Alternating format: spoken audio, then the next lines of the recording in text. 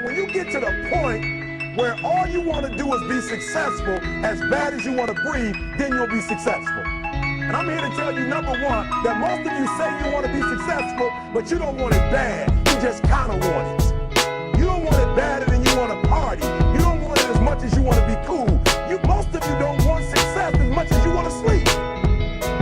Some of you love sleep more than you love success.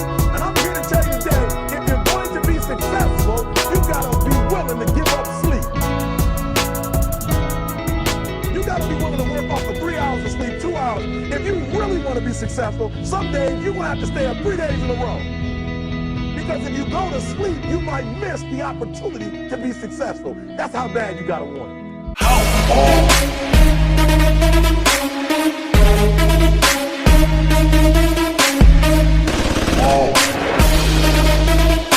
My nigga Kobe Bryant. By the grace of God, I was able to win the Mamba. It was during the Panthers game where nobody was really paying attention to the Xbox One market, and I won him for 3 mil. It's the second cheapest one that has sold on Xbox because one was sniped for 1 mil on a buy now. So it's the cheapest winning bid to go for a Kobe so far on Xbox One. So I'm proud to at least say that, and trust me, 3 mil is still excessive. I do not agree with paying that much for one person. Funny story, actually, when I did win him and I did post it on Twitter, this guy did tweet back at me and he did say that, first of all, not in my fucking post, you might catch me on the corner, but not with Dwight and Kobe in here, bitch. Right in the corner for the 3. And boom goes the dynamite.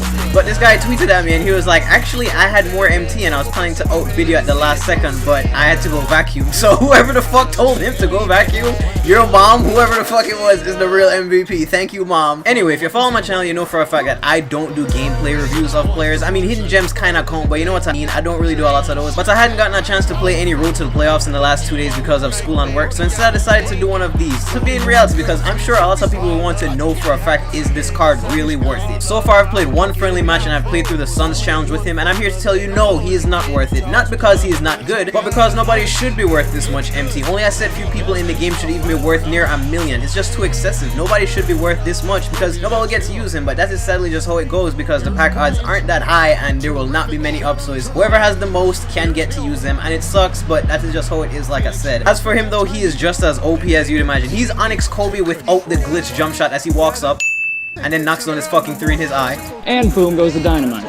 The man is literally the perfect player and the best player that will probably be in the game mode till probably the Jordan, in all honesty. And clock is an issue. He's gonna have to shoot it. In trouble, forced out, and unbelievable! How hard that shot is to make.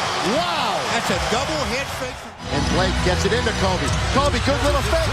3 to tie! 3 to tie! Again! I really would. I mean, I'm amazed at how these coaches. I wouldn't put 2 guys on Kobe.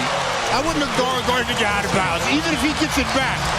Somebody other than number 24 is going to have to take the last shot. When are they going to learn that he's deadly? Magnificent.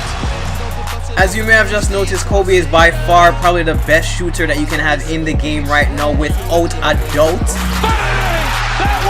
But it's collectively his whole offensive game, from to the finishing to the post game to the defense, why I say he's probably going to be the best card he can get for a really, really long time. Because there is no way you can guard this card one-on-one. If you can guard this card one-on-one, you're the best defender in 2K, or the person just sucks. Crowd on its feet.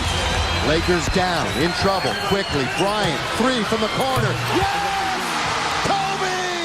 I would have been perfectly content just waiting for the MVP Kobe, but who knows when that one would have even come out, and I was not going to let 2K hand me this L to wait for this card because this one is going to be so expensive. I waited for this one for too long and I was just going to make the effort to get it. Now, as I run down, he is not worth 3 mil like I said. Nobody is, but he is the best card in the game right now. He's the best finisher I've used personally. I haven't used Wall or Butler, the diamond ones, to compare, but I'd say that they can't compare to this. If he's not dunking, he's getting an and 1. I get 2 or 3 of them at least once every single game. He has 360 animations in freestyle. His 3-point shooting is what makes him cheese because his mid-range is still on fleek. His defense is on point, locks up just about anybody like Jordan, and all he needs is a post-fade shoe to really feel like the Mamba. So is he worth it?